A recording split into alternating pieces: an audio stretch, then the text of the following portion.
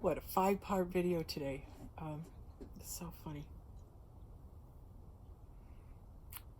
One last thought, and it has to do with what I saw today too from Alan Watts. Let's give credit where credit's due. If God's in all things, then God's in this too. And don't make the mistake of I'm saying that God made the decision that he was going to work through these particular individuals to reduce the population of the world. And it's a punishment for us not being awake. Or the sheeple not being awake. It's a punishment because you guys were asleep, so now that you're going to have to pay. This is what's going on. And it's all God. How can you get your head around that? How can you see something that's perceived as so dark and yet God's in all things? And then when you understand that God is both light and dark, good and bad, yin, yang, male, female, both opposites. Like, if God's in the light, he's in the dark, but you need the dark so you can see the light. And you need the light so you can see the dark. So if we are in a process right now of seeing dark,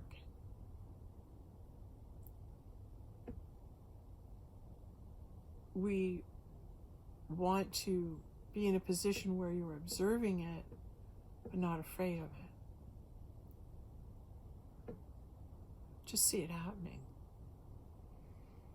It's like all the things that have happened throughout our history, our plagues, our wars, and all the mishaps and all the things that have happened to mankind over the years. What's happening right now is equivalent to that war, that plague, that combination of there's a dark time on the land. There's a dark time. There's a fear on the land. There's a fear on the land.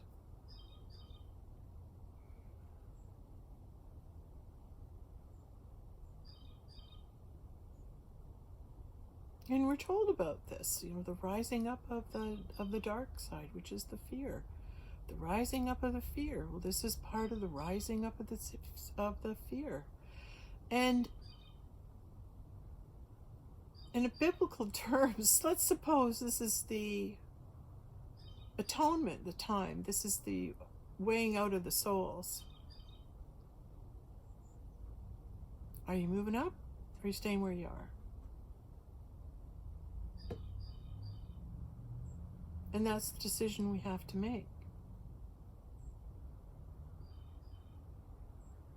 Or is it made for us? I don't think we have the ability, really, to make that decision. I think we have to leave it to God and trust that if we're meant to move into a higher understanding, we will. And it's not because we bought it, paid for it, or even worked for it. It's to his good grace who is able to move into the heaven, into the awareness of the oneness. So we're giving this time to be alone in our bed, to be kept apart from others.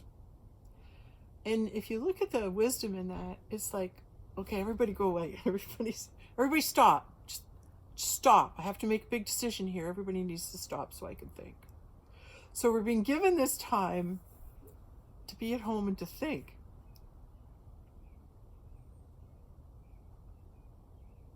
What are you to think about?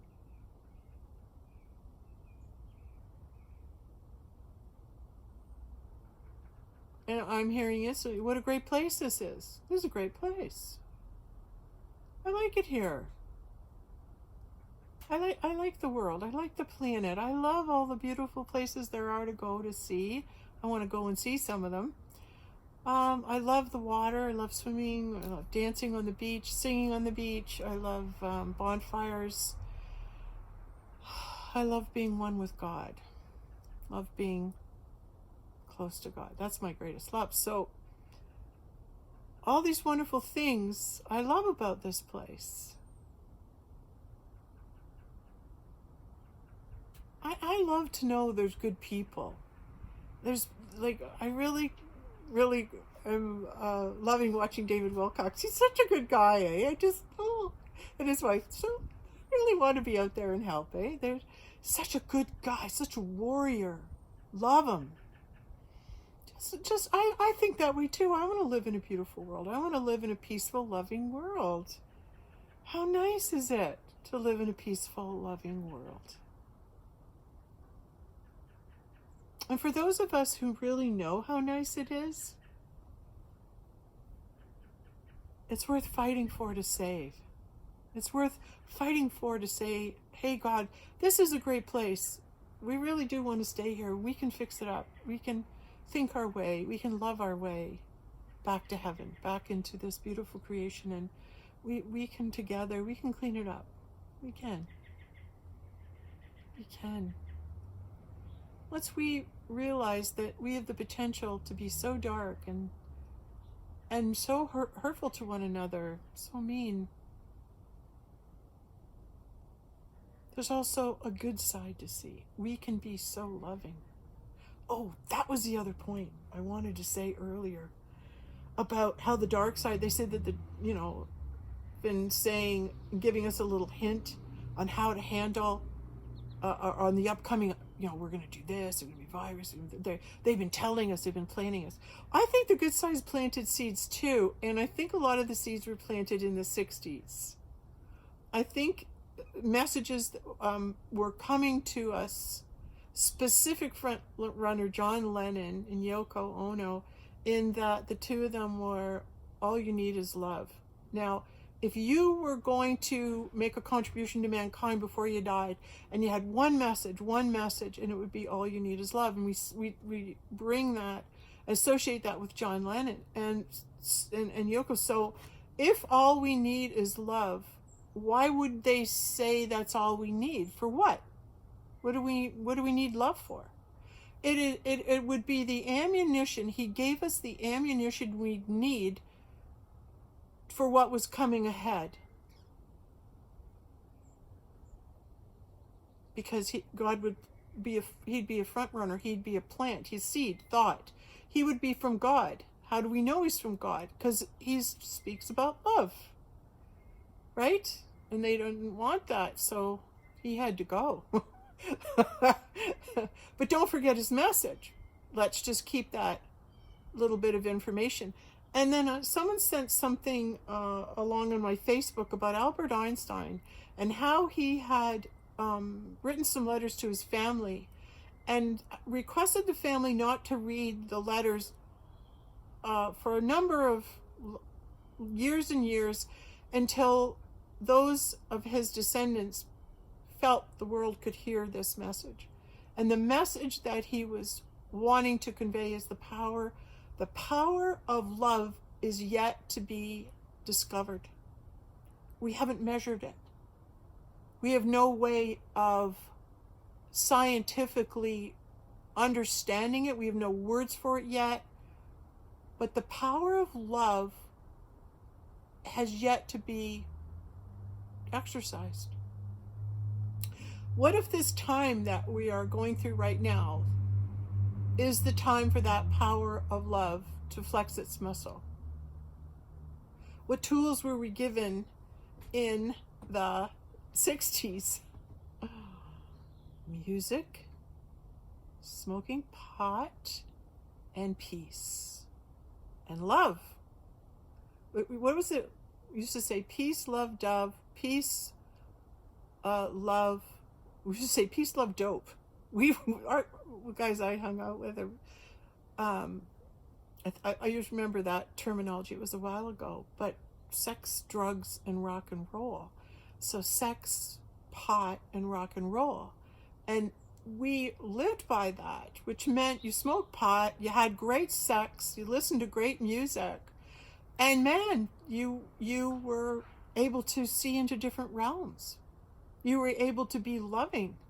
You were able to transcend the illusion of the physical and move up into the spiritual where more knowledge is. So they gave us those tools. Many of us are having lots of sex? How many of us are smoking pot? And how many of us are listening to either rock and roll or uplifting music that lifts your frequency? We've been given tools. Let's talk about them. What would the lower energies do to dissuade you? Well, they'd make the music horrible to listen. They'd outlaw marijuana. And they would say that you should be ashamed of yourself for wanting to have sex, or make sex so cheap and transparent we would no longer value it.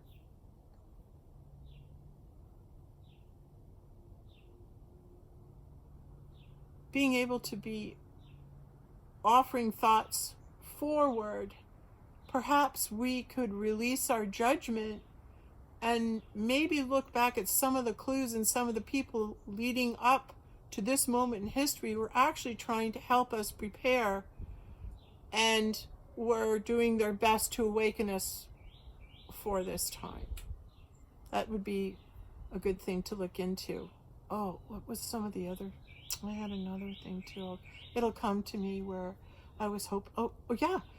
If someone's listening to this, perhaps developing a website for those individuals who are of a spiritual nature, who would like to couple with another spiritual person with the intent of creating love energy.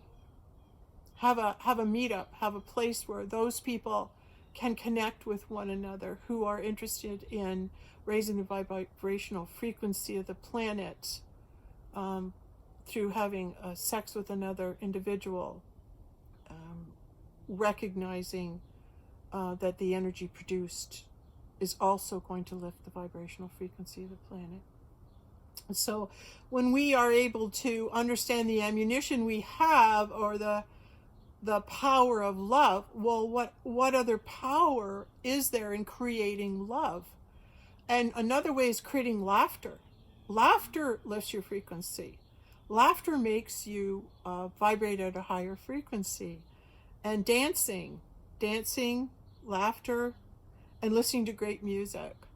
Those are also major contributors to thinking positive and being in a higher vibrational frequency. So if Albert Einstein, and he's been visiting me too, by the way, he's been coming in and out of my consciousness lately, and I wanted to have an interview with him, but because he's contacting me, his name's coming up, I've gotten information on my YouTube about him, so his presence is being known with me, and because of that, I know he's wanting to pass on a message. So I did a talk about today that he passed those letters on, because there is something in him that recognized the power of love is yet to be discovered, and wouldn't that be great if we maybe had the opportunity to demonstrate what the power of love can do?